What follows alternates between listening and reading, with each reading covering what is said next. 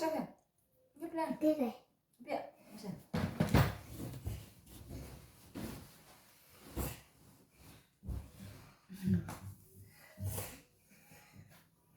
Okay, so Dear Ali, so that last week, ang pinag-aralan natin is all about the beginning sound of the word. And now, proceed naman tayo sa ending sound. Yung ending sound, excuse me. Example, yung top, di ba? Yung top. Ano yung ending sound dito? T. T, beginning yun. P. P. Kasi siya yung sa last. Dito sa last na p. Yes. Parrot. Ang parrot. So, dito sa fish, ano yung last ending? Or ending ng sound Edge. dito? Edge. Ano? Hair. Hair. H. Okay. Sa moon naman is? Noon. Noon. N. Okay. Ano yung sound niya? Noon. Noon. And then sa rabbit, ano yung sa rabbit? T. Turtle. Turtle. Then? Turtle. Okay. So, sa soap, ano naman, how about naman sa soap? P. Pencil. Okay. Pencil. Sa ball? L. Lamb. Lamb. So, yun yung ibig sabihin sa ending sounds. Remember, yung una, yung last, pinag-aralan natin is dito sa banda sa beginning. Di ba? Ang tawag dito sa first line na to is beginning. Dito naman sa last is ending. So, ngayon, magpo-focus tayo sa ending sound. Di ba? So, dito, kanina binasa natin yung top. Ang ending sound ng top is letter P. Then, the sounds of letter P is P. For example, like parrot. Di ba? Parrot, P. O di na, pop. Di ba? P. Okay, letter P. So, number 2 naman na fish is letter H. So, letter H is like hair. Hair, horse. Di ba? Pwede rin yung, ano ba yung pwede sa letter H? Hammer. Hammer. Okay, sa moon naman is the ending letter is the letter N. Then the sound of letter N is N. Di ba? N. So, ano yung mga pwede sa nun? X and N. Nest, number, di ba? Number. Okay, sa rabbit. Sa rabbit, ang ending sound niya is letter T, then time. Di ba? Pwede yung time, table, ano ba? Tablet, di ba? Ano ba? Train, three, di ba? Okay, sa S naman, sa soup is letter P. So, ibig sabihin, ang letter P is, the sound of letter P is? Okay, ano yung pwedeng other example ng Philippines, very good. Philippines, ano pa? Pain, ano pa?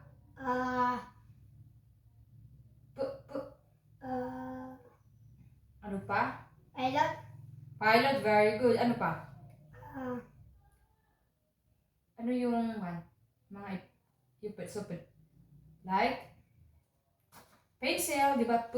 Pencil. Okay, sa ball, ang ending sound is letter L. So, letter A is L. Anong sound ng L? Very good. L. So, ano yung mga other example ng L? Like, lamp, love, di ba? Love, tinapin. Little. Okay, so, understand? Yes. Okay, so, dito naman, how about naman dito sa goat? Goat. Ano yung ending sound ng goat? Okay, ano yung other example niya? Train. Din sa cat? Okay, ano yung? Toothbrush. Toothbrush. Sa mug? Goat. Yes, very good. Goat. Yung goat na, ano yung other word? Other example? Grain. Okay, sa house, how about naman sa house na letter E na Elephant. Elephant. Then sa turtle, Di ba? Same din sila. E. Ano yung other word na pwede sa sound na Europe. Europe. Very good. Europe. Ano pa? Eggplant. Alright? Eggplant. Meaning ng eggplant. Egg. Okay. Egg. Okay, dito sa day, ang last or ang ending sound is Y. So, ano yung sound ng Y? Yo-yo. Okay, so yo-yo. Ano ba yung mga other example? Like ano? Like yo-yo, like yes. Yes, okay? So sa pen, ano yung last ending nito? N. Net. Okay, so naintindihan ba? Yes. Okay, so ngayon may gagawin tayong game. So ang gagawin natin game, for example, di ba sa last ending na to? So ako yung mauuna, for example, T. T is for di ba na? Ngilaw ako turtle.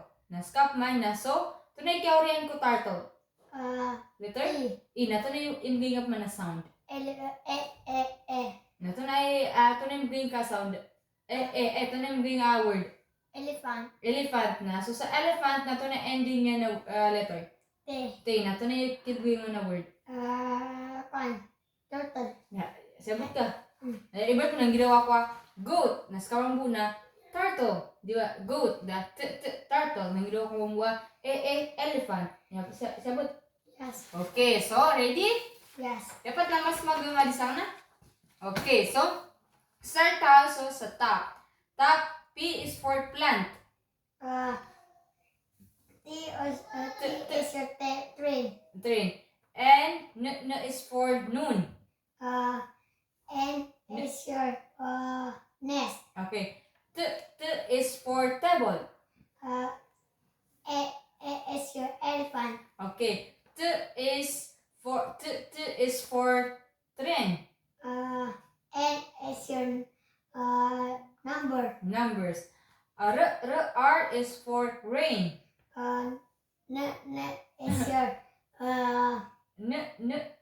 Okay. N is for ano? Name. So A is for egg. G is your gum. Okay. M is for monkey. Y is your yo-yo. Okay. O is for orange. E is your Europe. E is for eraser. R is your rose. Okay. E is for eagle. E is your E. Ano to? Anong tawag dito sa tenga? ear. So, R is for rose. Repeat. Rainbow. R is for rainbow. W is your wings. Wings. Yes. So, S is for sun. N is your noon. Noon. Repeat. Noon. Sumbugan ka yan. Noon. N is your nakan. N is for ano? Net is T is for tumbler. R is your R is for ano? Okay, ano yung ruler. Ruler, very good. So, yun yung mga ending sounds na pwede nating gamitin. So, naintindihan ba? Yes. Okay, yun yung mga ending sounds na, like, for example, yung top, yung mga binigay natin kanina, yung mga end doon na, for example, sa top, then ang last letter doon is letter P. So, ang sound ng P is P. Okay? Gets? Or tsaka yung, so sa fish is H, like H. Then sa moon is yung N na N. Then sa rabbit is yung letter T na, which is t.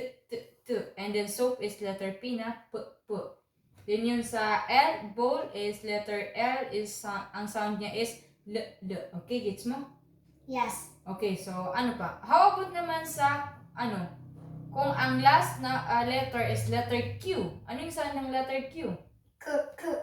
Queen. Okay, queen. How about naman sa kung last ending ng word is z. Zebra. Okay, how about naman kung ang ending sound is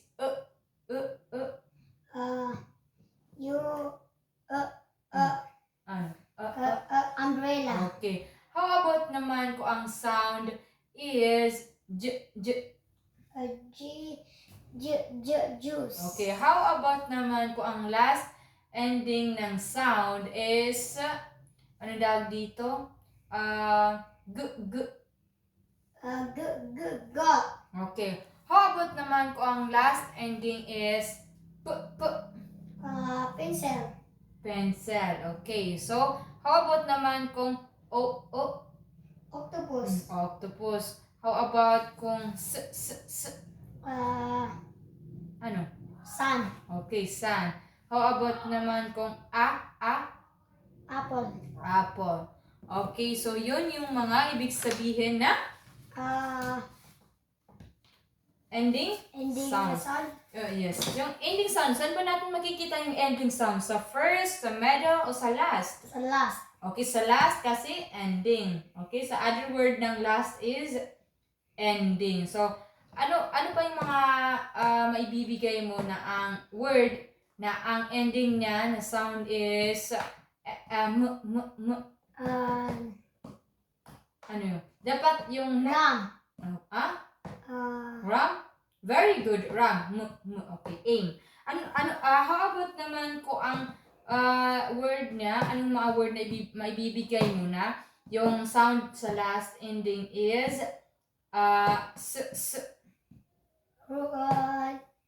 Mass. Okay, mass. Very good. How about naman kung sa ending sound niya is Crest.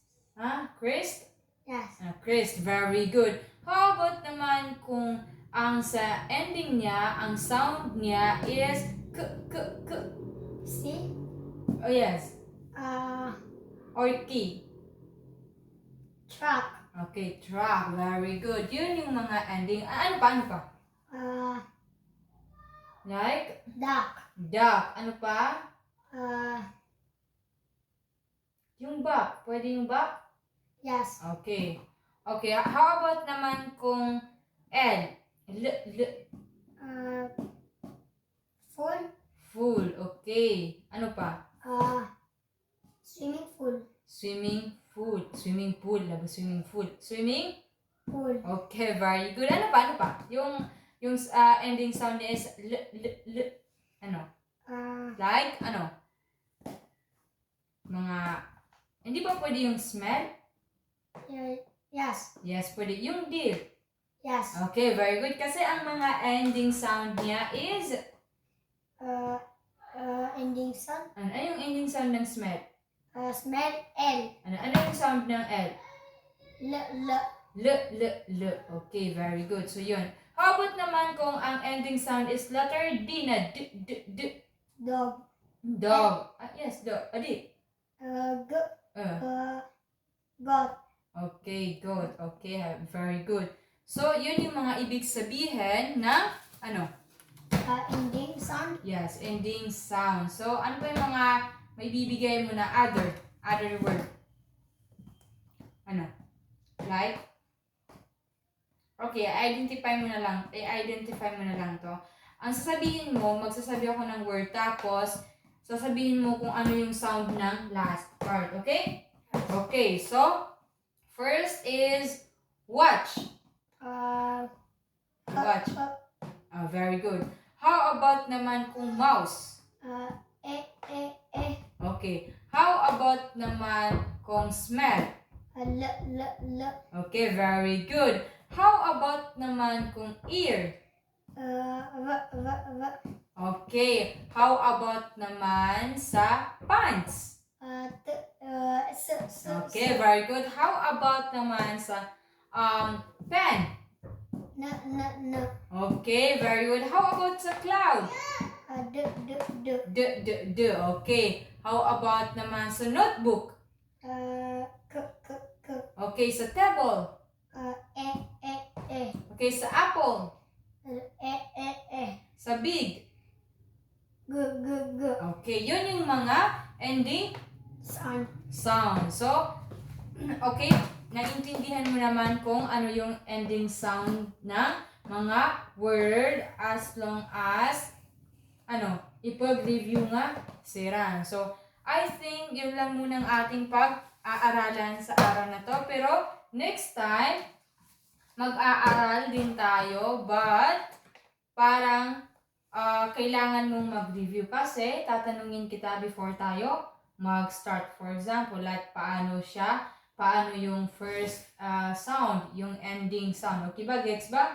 Yes. Okay, thank you so much. And next time naman tayo mag-aaral. So, God bless you.